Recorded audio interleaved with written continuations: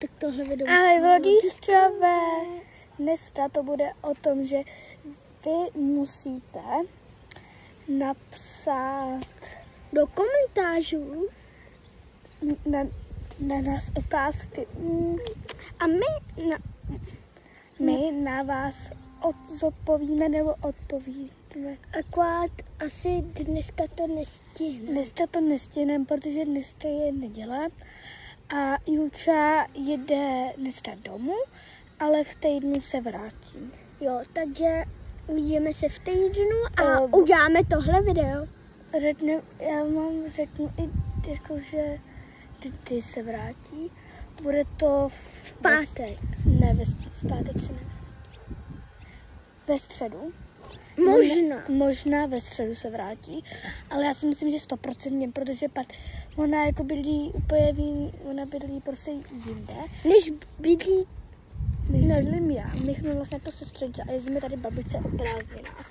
Jo, a tady se vždycky potkáme. Tady se vždycky potkáme, ale hlavně točíme videa, to můžete vidět, že někdy natáčím i já, jinde.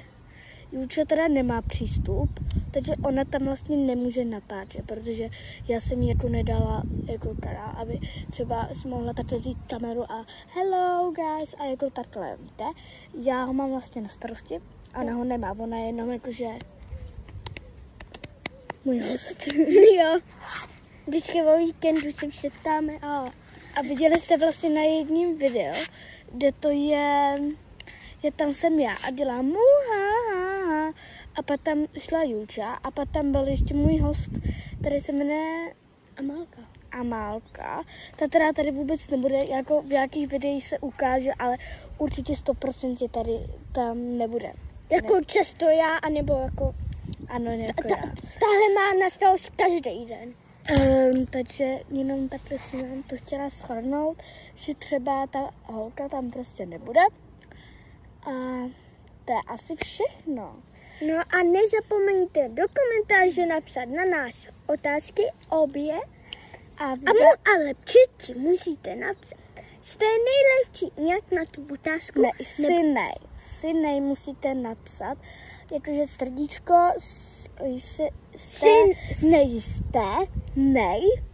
srdíčko. A otázku na nás. A otázku, než si to tam napíšete, to v tom videu nemůžete. Ale taky máte vyhodit, než si to tam napíšete a napíšete tam tu otázku a pak tam napíšete, chci být ve videu. Nebo prostě napište tam, že my vám vždycky řekneme takový slova, třeba prostě teďka řeknu nějaký random slovo, co tam nebudete psat. Třeba napište kytka, jo? A jestli to tam napíšete, tak pak v dalším videu tam vás pozdravíme do videa. Takže dneska bude to, jak asi zřejmě, bude to. Souhlasíš? Takže napište do komentářů stejnej otázku a slunce napište, nebo slunko, prostě slunce. Jo, prostě slunce, sluníčko, cokoliv se sluncem. Ne mláček, ne měsíc, ne oblah, jenom sluníčko. Tak bye bye. Bye bye.